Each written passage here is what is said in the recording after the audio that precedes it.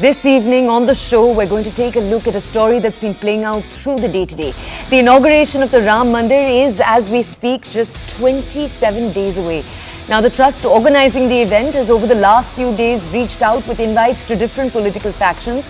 This morning, the CPIM made it clear that they will not be attending in a statement that honestly resonates with the stand that the party has always taken. But it's a statement that has opened a Pandora box of sorts, as different comments made over time by opposition I and DI alliance members have now come into the focus. We'll take a look at them in just a second. It's a particularly peculiar day for the Congress, which had a saffron-soaked electoral campaign in Madhya Pradesh and now finds itself being questioned over its allies' statements. Tonight, on Hard Facts, we'll speak to members from each side of the spectrum to understand: has the Ram Mandir inauguration widened an already seemingly wide chasm in the opposition's ideologies? Or does the alliance's rebuttal that different voices make a spectrum stronger, does that hold merit? That's the show tonight.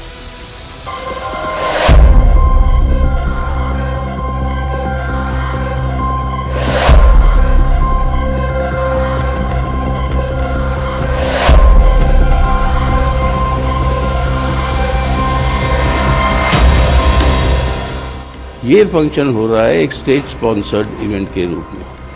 प्रधानमंत्री मौजूद रहेंगे, मुख्यमंत्री UP के मौजूद रहेंगे। तो ऐसी परिस्थिति में वो स्टेट स्पॉन्सर्ड होने की जगह उसकी राजनीतिकरण जो हो रही है इस पूरी की पूरी इनॉग्रेशन की, उससे हमारी ये आपत्तिजनक है। इसलिए हम वहाँ पे भाग नहीं लेंगे इस इनॉग्रेशन। हमारी समझ में ये देश की संवैधानिक प्रावधान कि हिंदुस्तान का जो सत्ता है वो सत्ता किसी धार्मिक रंग का नहीं होना चाहिए। ये वो सही नहीं है जो ये लोग कर रहे हैं। मस्जिद हमारी शहीद कर दी और उस जगह मंदिर बनाया जा रहा है। अल्लाह से दुआ करेंगे बस इस बात की कि अल्लाह ताला के इस बाबरी मस्जिद जो हमसे छीन ली गई है वो हमें वापस दे दी जाए। और ये भागने वाले लोग आज हमें योगदान के बारे में पूछ रहे हैं। आपका योगदान क्या बताइए? आप भगोड़े हैं इस हिंदुत्व के मैदान के आप भगोड़े हैं। There's no question of a boycott. There's no question of a boycott. Whether they can, what they will be doing on the 22nd, I don't know. But they've been invited. We respect the invitation. ये वही जो राम रचि राखा, तो जो हरी इच्छा न्योता सबको गया है, लेकिन पहुंचेंगे वही जो राम चाहेंगे।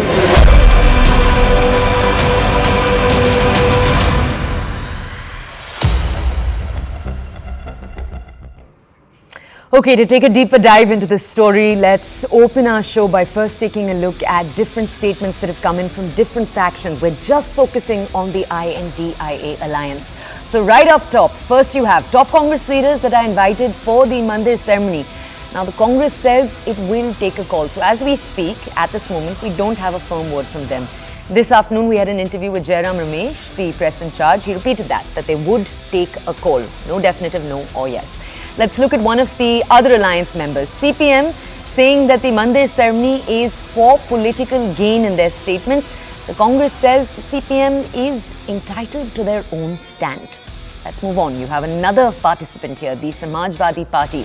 An MP, Bark, says that restore the Babri Masjid. Now, that was part of a longer quote that he made. No response from the Congress on that particular comment. You have the CPI MP, D. Raja. He calls it a state-sponsored campaign.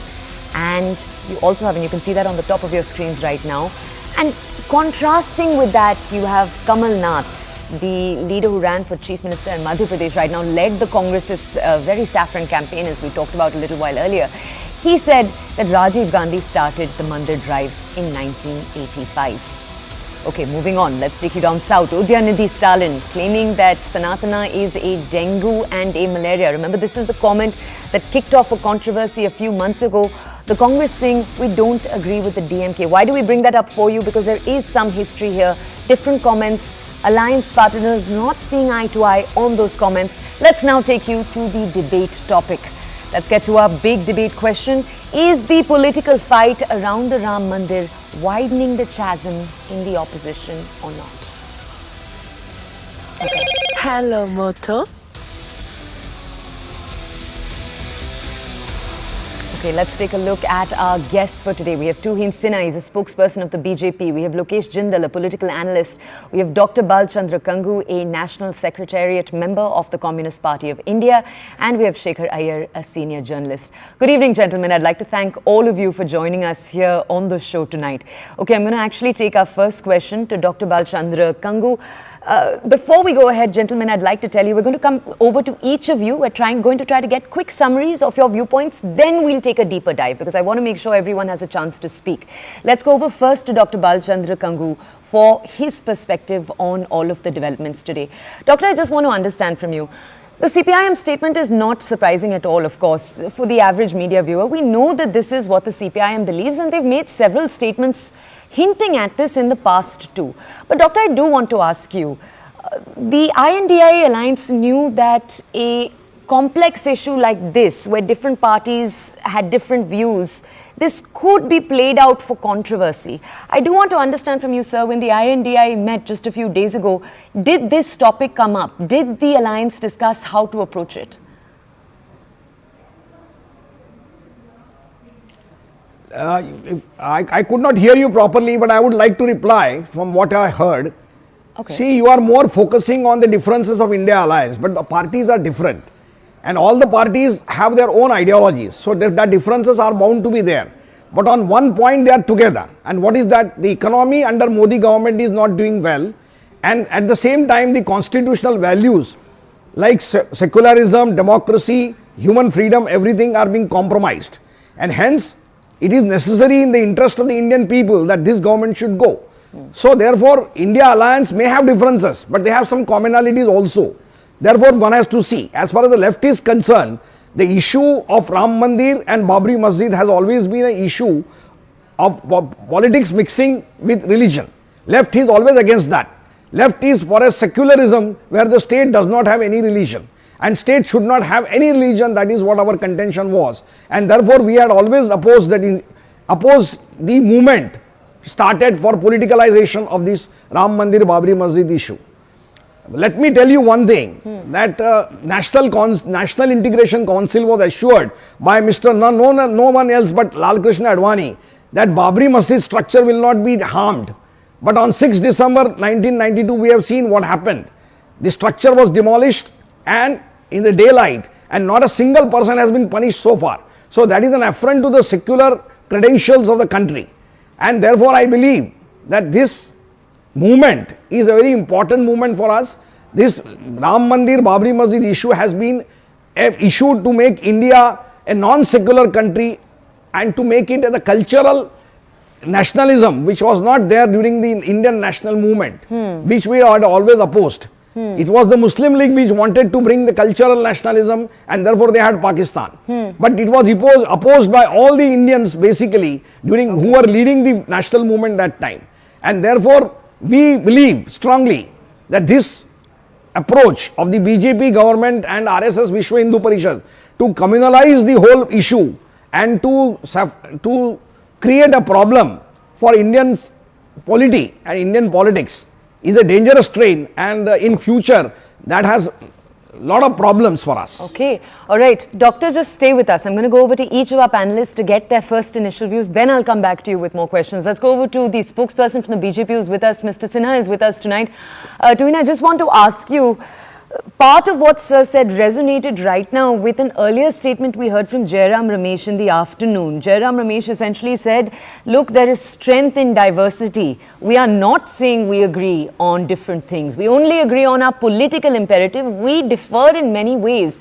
I just want to ask you, Tuhin, what does the BJP make of that perspective, that approach? And I want to ask you, because this is the other counterpoint that we've heard some opposition leaders say, that look, the NDA has had differing ideas many times. Take, for example, the farm laws, where you had certain Punjabi parties that didn't agree with the BJP's approach. Isn't that one example of different approaches existing in an alliance? Well, good evening, Toya. Good evening, everybody. You know, this is a historic occasion, not only for India, but for the entire world, where after 495 years after a temple was brutally, assaulted by Babur, it has been resurrected through a process of law. And, I think it has only strengthened India's secularism, because till the time you accept historical blunders, till the time you accept historical injustice, there is no closure.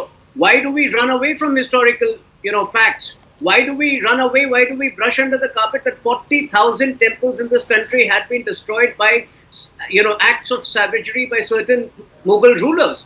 Till the time you accept that, till the time you accept the fact that people had been, converted through an act of force, I don't think there will be closure. And till the time there is closure, there will be problems.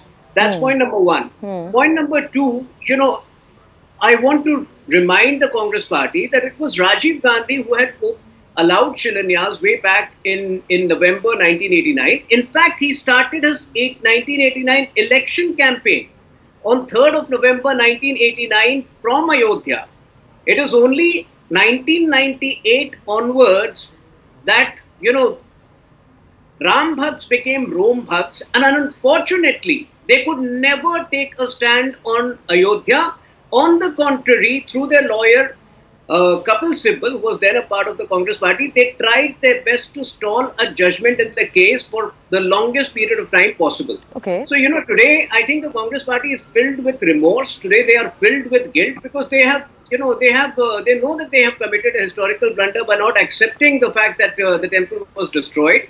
And they don't know how to react. That explains why Indie Alliance has been talking in differing voices. Hinduism is a way of life. This is something the Supreme Court has very clearly said in one of its 1995 judgment. And Ram is for everybody. Anybody, who turns down the invitation has a problem with Ram Rajya, which is the most eternal concept of social justice, which is the most eternal concept of a social welfare state. So let me just ask you, Mr. Sinha, because I want to quickly summarize what you've said before we move on to the other two panelists that we have with us. You're essentially arguing, of course, yes, there are different voices coming out from the INDIA, but you're saying that the Congress in particular is operating from a place of guilt, if I am correct. Let's keep that there, sir. Let me just go over to the two other panelists we have with us. Shekhar Iyer, a senior journalist, is with us. Sir, I want to ask you, all of today's developments, part of the reason they were interesting was because we've seen a similar version of this play out earlier with the comments and the controversy around Sanatan Dharma. A set of comments you first had a leader in the South make in Tamil Nadu, and then right after that you had different leaders from the Congress, for example, who contradicted it and said we don't agree with it, we don't see eye to eye. Did you see what played out today as another chapter of that, or when the INDIA alliance says, again, that look, we can have an alliance with different views, we are united in the political sense? Do you see that as enough? Do you think it might connect with the Indian public? That's my key question here. For 2024 elections, do you think that plank will connect? Toya, see, the problem of the Congress is different from what the communists face. See, for the communists, the Ram Temple did not matter and won't matter, because for their constituency, it doesn't matter whether they attend or don't attend. And besides, they have been considering religion as the opium of the masses, quote unquote. So therefore, I don't think for the communists it matters. But for the Congress, it is not remorse. It is actually fear. The fear is that they cannot do what the communists can do. Though some leaders may wish they do what the communists have done. Openly said, look, thanks for the invite, we won't go there. Basically, communists are saying it doesn't matter to us. It doesn't matter to their constituency, because the communists don't have electoral base anywhere in the country excepting in pockets of Bihar and in Kerala. And even in Bengal, it has dwindled to a great extent. And that they are in alliance with the Congress there. So it's only the problem for the Congress. Congress problem is to go or not to go. Because if they don't go, then what will happen is, then they'll be seen as, not celebrating something that the Hindus have long waited for, and on the basis of a Supreme Court judgment. See, with the Supreme Court judgment, Congress took the position that we welcome the judgment and that it's a full stop to all that has happened before.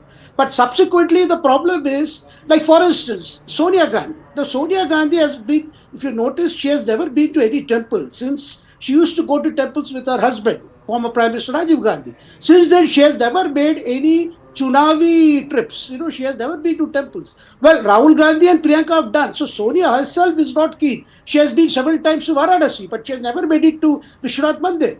That's as a matter of a personal belief. So that is different. But the Congress cannot ignore the invite. So it's possible the Congress will send somebody, but at the same time, it will appear half-hearted because they are and they are also today, they have benefited from a consolidation of minority votes in Karnataka and Telangana. And they would like that to continue. So they would like to appear as if they are going gaga over the Ram temple. So that is something they will avoid, yet they will have a token presence. That's what I feel. That's what you're predicting. Okay, sir, we'll come back to you in just a second. Let's go over to Lokesh Jindal. He's a political analyst who's with us. Lokesh, I want to take to you the same question I just asked the other guest, Dr. Iyer.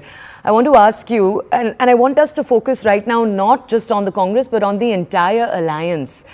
This idea, this approach that the alliance has, that we are together on our political beliefs, on our political goal, but we differ in other areas. Do you think that kind of nuance in a political approach can connect with the Indian public in 2024, that kind of nuanced messaging? Well, good evening, everybody. Look, when I'm talking about India, we have various regions, various states which have different majority population. We have Muslims in majority in Jammu Kashmir. We have Sikh having a majority in Punjab. We have Christians having majority in Nagaland, Meghalaya, Mizoram. So can we afford a union or a central or an idea of India based upon one particular religion? When I'm talking about Ram temple, okay, it's fine. I'm a Hindu myself. We are all proud of our religion. So the temple getting established as a matter of faith is fine.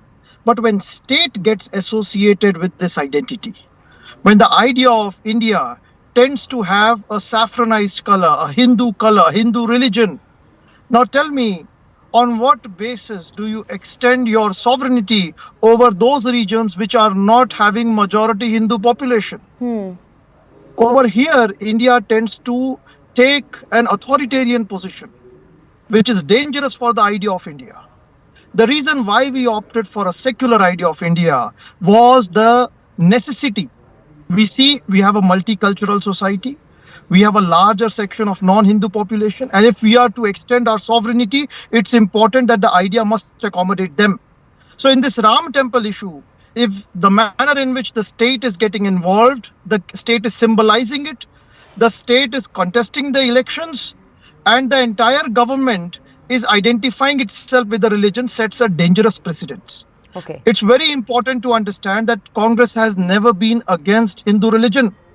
But Congress has been against Hinduization of Indian politics, Hinduization of government, Hinduization of idea of India. Mr. Jindal, I do want to, one second, I do want to ask you though, there is the easy contradiction to bring up there, right? For example, the Madhya Pradesh campaign that Kamal Nath ran, I can bring up enough examples where it seems as if there is this, I'll tell you, the exact word we use in newsrooms when we're talking about this is soft Hindutva, that it seems as if the party is leaning into it conveniently when they need to.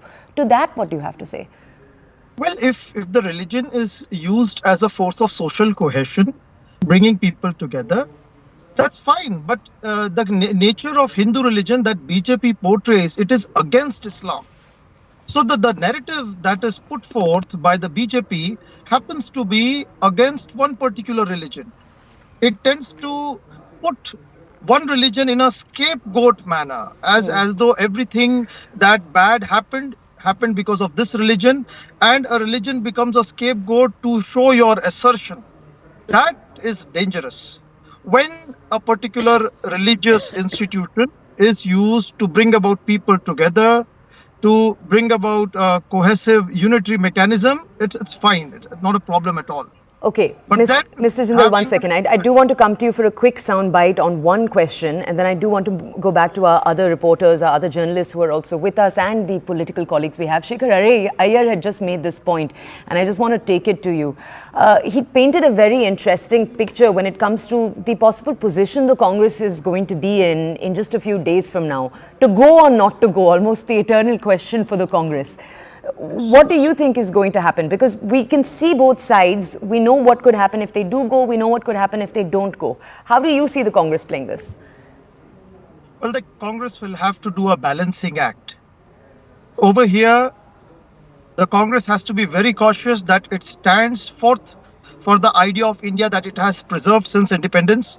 So it would be criticizing, it will be downplaying any form of states' identification with a particular religion. However, Congress should not alienate itself as anti-religious, anti-Hindu political party and would be giving some form of a participation, acceptance, as well as some recognition to this important event that is happening. So I would say that there has to be more of a social aspect considered by the political party rather than giving it more of a political importance. Okay, all right. Let me just keep you with us. Let's go over to Dr. Kangu again. Dr. Kangu, I just want to ask you, we were talking right now of Madhya Pradesh leader Kamal Nath. He had made a statement very recently where he said Rajiv Gandhi started the Mandir Drive in 1985, and it's similar to some statements we've seen before. I just want to ask you, sir, because I respect the point you were making earlier, where you were saying we are different parties with different ideologies, and we respect that in our alliance.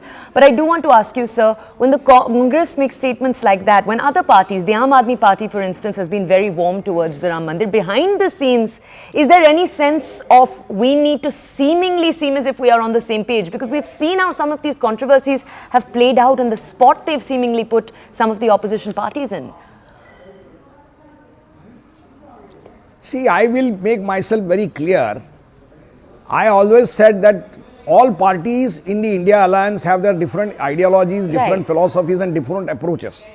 So I will not be surprised if Congress has a different approach in Madhya Pradesh and in North India, where they have to get votes, where they are in the competition. And therefore, the Congress is already appeasement politics. Shah Banu case is a well-known case, where the Congress capitalized before the minorities' aggressiveness and passed a verdict which was against the women, and we opposed it. So Congress culture of appeasement is very clear. But that doesn't mean that Congress is not for secularism or multicultural society. Correct. The problem is that with Congress is that when Congress comes to power, no particular community or no particular religion is supported by the administration. With BJP, that is not the fact. You see the laws that are passed, the lynching laws, the killing of cow laws, the selling of meat and other things, they are passed. The law against hijab, they are passed. So all the laws are there to help police to attack minorities. That kind of politics Congress doesn't play. So let us be very clear that there is a difference between Congress and BJP. But that doesn't mean that Congress does not follow a policy of appeasement. It does. But at the same time, the economic policy and the multicultural policies of Congress are something which are very near to the basic principles of the Constitution. And therefore, India Alliance stands for that values of Constitution, of secularism, democracy and socialism. For these, we stand in India Alliance. But so Doctor, what I'm trying to understand from you though is that when it comes to voting in 2024, is there at all a fear that voters will sense a kind of hypocrisy in the fact that there are so many views represented in an alliance that are contradicting in many different areas? All right, we need to pause for a second. We need to move very quickly. Breaking news we've got coming in that we need to take a look at. Okay, the Delhi police is saying that at 5:47, the fire brigade received a call about a blast outside the Israeli embassy. A fire engine was sent to the spot, but it didn't find anything like that. Now, the fire brigade office said that no further information of the blast has been received yet. Currently, fire and other security agencies, as we speak, are investigating this entire incident. So a bomb scare taking place outside the Israeli embassy. Let's go over to my colleague Anvit to receive more information on this. Anvit, first bring us the details, please. A call was received by Delhi police and the call was made around 5:43 p.m. The caller said that there has been a blast near the Israel embassy area, which falls in the New Delhi district. Now, the police rushed their teams and in fact, Delhi Fire Services was also alerted because it was call of the blast.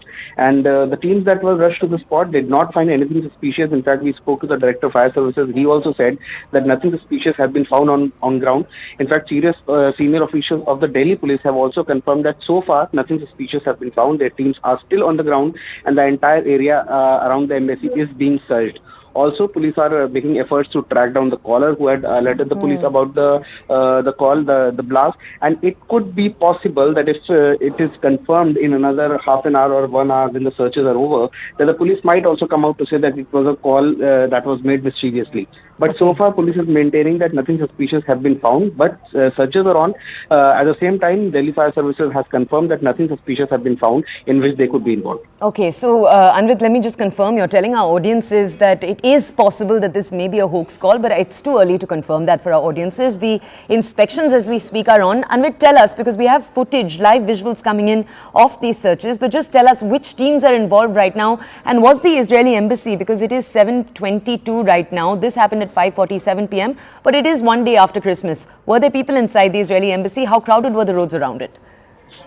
See, the initial information says that the sound did not come from inside the embassy, but it was in the nearby area. Police are saying that the caller had mentioned that there has been a loud sound in that area, and it is not specified. It was not specified that the sound came in from inside the embassy. So there was no suspicion of blast from within the embassy, because previously also we have seen in that area such similar incidents have happened in the past. But in this incident, police have clearly said that nothing suspicious has been found yet.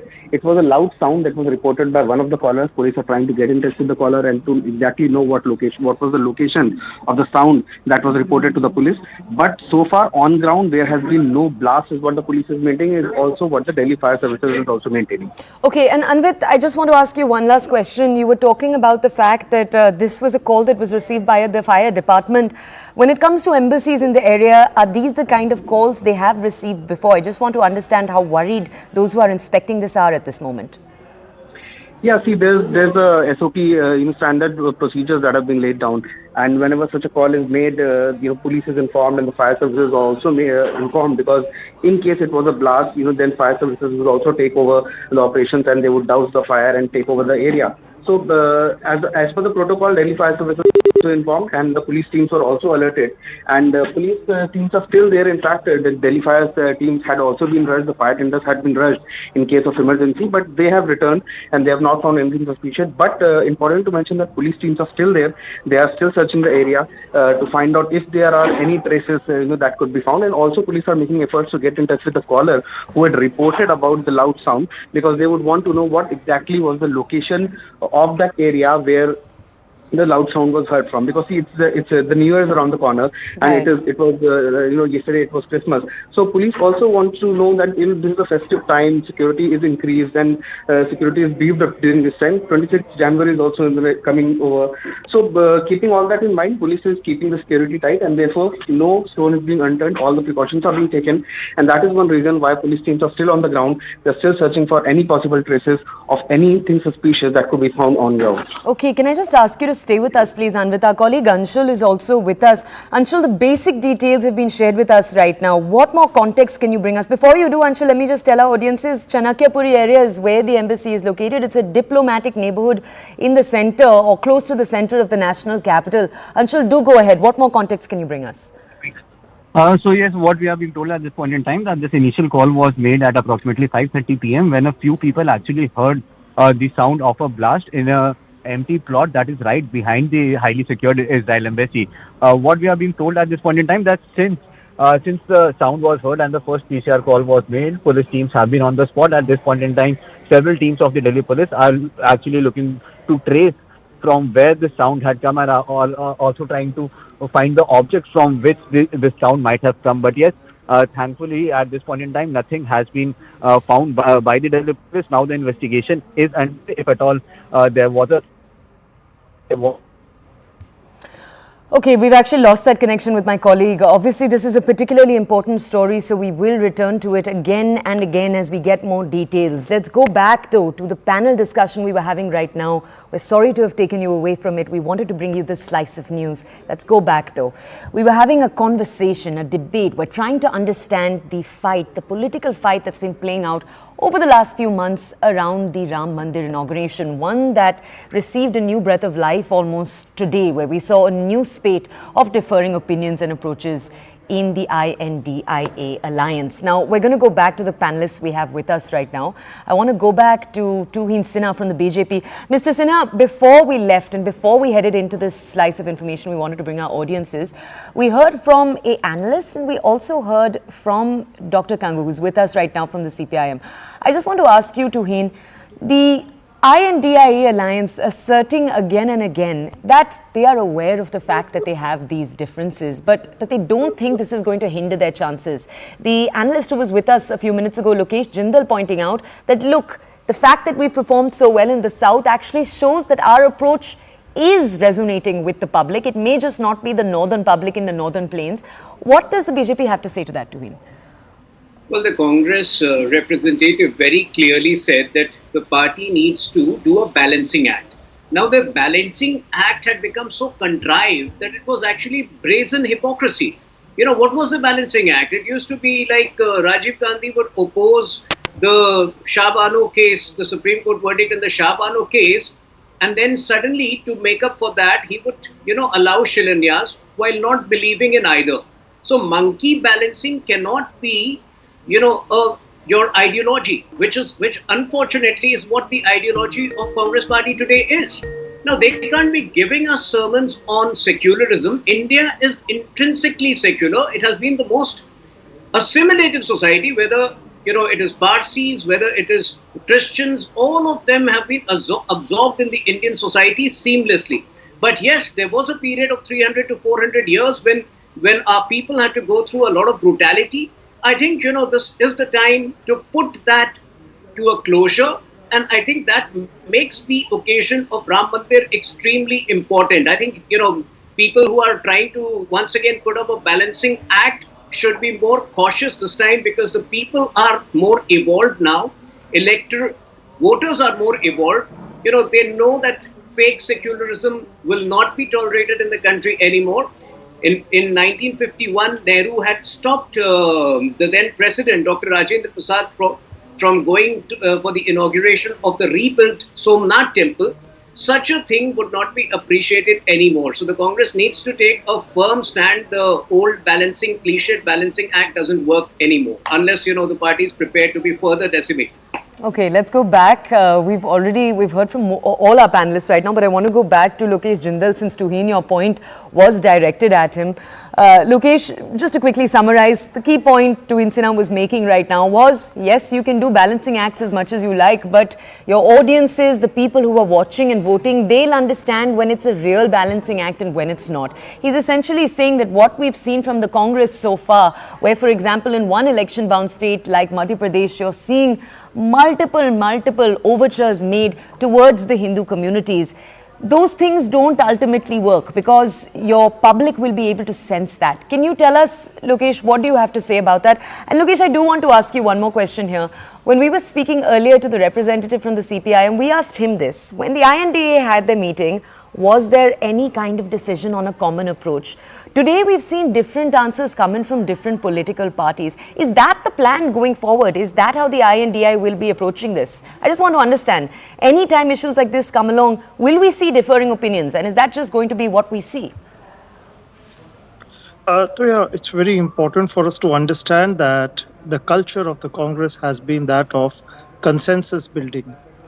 So it's not always some form of a imposition of ideology from above. There is always a dialogue and consensus building that becomes the bedrock of Congress ideology, and that is why it's an ideology which is not monolithic and rigid, but it keeps evolving over a period of time. It's an organic ideology rather than some form of a rigid, dogmatic, I would say, indoctrination. Sorry, Lokesh, I'm not cutting you off. I'll give you a chance to speak. I just want to ask you, but don't you think that approach gives ammunition to the opposition, for example, the BJP in this case? Or do you think that that ammunition is made up? Do you think this is, for example, the media's way of looking at it and the public will understand?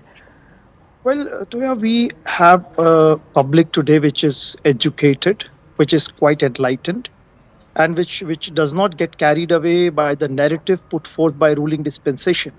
If you're talking about Rajasthan and Madhya Pradesh, tell me, did Congress lose its vote share? No. In Rajasthan, rather, the vote share of Congress increased.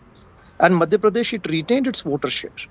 I would say that there are certain aspects on poll management that the party needs to do with, and it will come out strongly.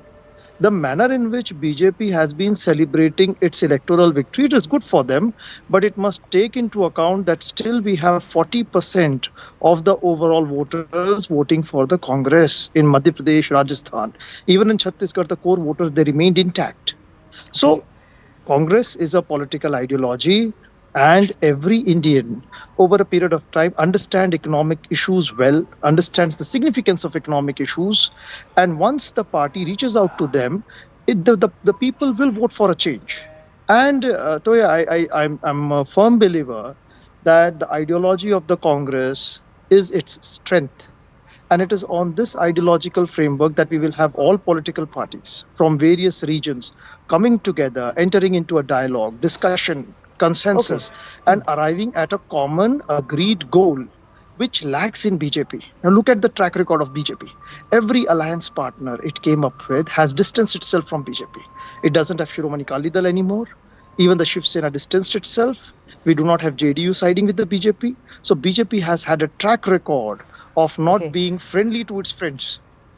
Mr. Jindal, let me just stop you for a second. I loved that last line you said, because it's going to raise more questions when you said that they don't have a culture of being friends with their friends, friendly with their friends. Let's go over to Mr. Iyer for last comments here. Shekhar Iyer, if you could tell us, you've heard this entire conversation, and I'm coming to you last because you're a senior journalist. I'm hoping we can bring finally some objectivity into this conversation.